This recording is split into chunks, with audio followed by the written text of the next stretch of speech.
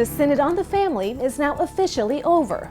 The final document on that meeting includes 94 points and dozens of proposals. Overall, it has a very positive tone, and it gives families a hopeful message.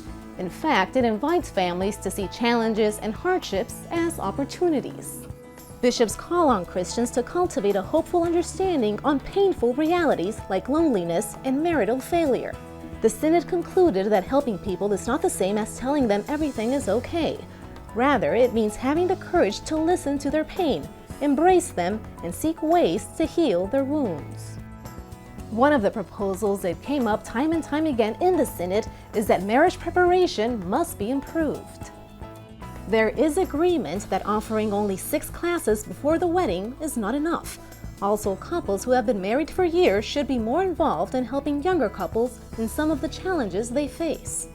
The document also calls for families to foster an ongoing relationship with other Catholic families, not just every now and then, but rather as a firm pillar. Bishops also suggest that parents must be more involved in the sexual education of their children and not leave that up to others.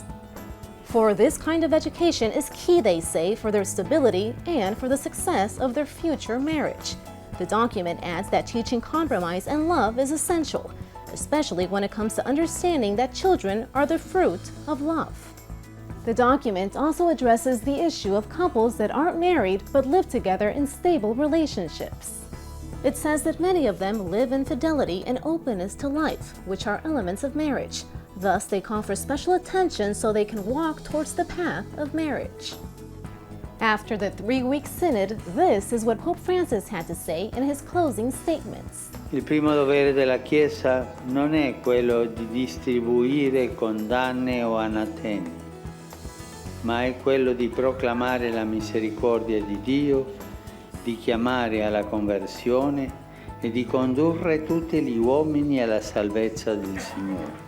For divorced people who have remarried and want to return to the sacraments, the Synod proposes that a priest help them develop awareness through reflection so they can understand their personal situation before God. Specifically, it states that conversation with the priest in the internal forum contributes to the formation of a correct judgment about what hinders the possibility of a fuller life in the Church and the steps that can favor it and make participation grow.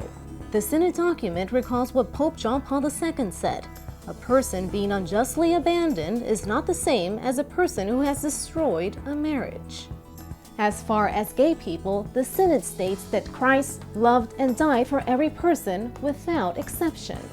Therefore, quote, "Every person, regardless of sexual orientation, should be respected in their dignity and welcomed with respect, avoiding any brand of unfair discrimination." It also says that one cannot draw analogies between homosexual unions and God's plan for marriage and family. The Synod did not ignore the struggles families face, especially those who flee from war and persecution. Bishops discussed those who had to leave their country to start a new life.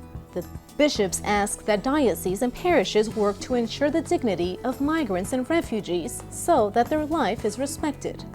It states they must help them while taking into consideration their culture, beliefs, and traditions. In short, these 94 points of the document are optimistic. It also calls for women to be included in the decision-making process of the Church, that parents not relinquish protection of their family, that grandparents' role and their care is taken into consideration, and that families can find a proper work-life balance.